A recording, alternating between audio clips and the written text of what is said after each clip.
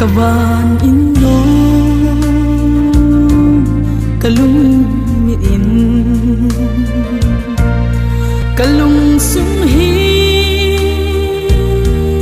alo dimsi kakalay ni kabang sita oh kawan inom kangai se